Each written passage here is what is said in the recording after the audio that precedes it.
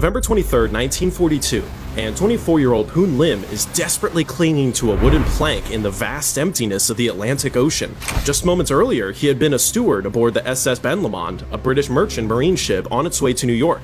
Without warning, two massive explosions ripped through the vessel, and Lim was swept overboard. Fighting against the pull of the now sinking ship, he frantically swam toward what he hoped was the surface, his lungs burning for air. When he finally broke through, he looked around only to see the endless ocean stretching in every direction. He was completely alone.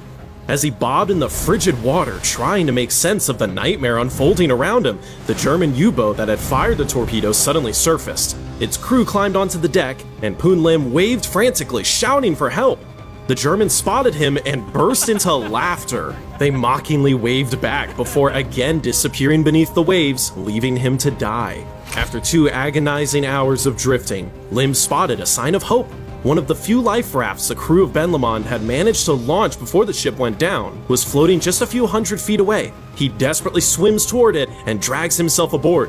In the distance, he sees another raft carrying a handful of other survivors, and they begin waving for him to join them. But with no oars to steer, the raft slowly drifted apart until once again, he was completely alone.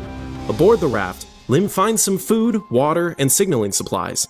He began rationing carefully, clinging to hope that rescue would come soon, but days stretched into weeks, and his supplies dwindled to nothing. Realizing he would probably run out of food before he was rescued at this rate, Lim made a desperate decision. He would save his last piece of hardtack not to eat, but to use as bait. He fashioned a fishing hook from the spring in his flashlight and unraveled hemp rope for a fishing line. Surprisingly, the fish seemed to like the hardtack more than the sailors ever did, but his hook was too small to catch anything substantial. Using a nail he pried from the raft, he made a bigger hook and used the small fish he had been able to catch as bait.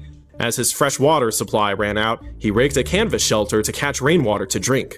When seagulls began landing on his raft, Lim caught them for food as well. With no way to cook the birds, he butchered them, soaked the meat in seawater, and dried it into jerky under the scorching sun. Though the supplies he found on the raft had completely run out, he was now catching enough food to survive. But then the rain stopped completely, and soon, he was left with nothing to drink.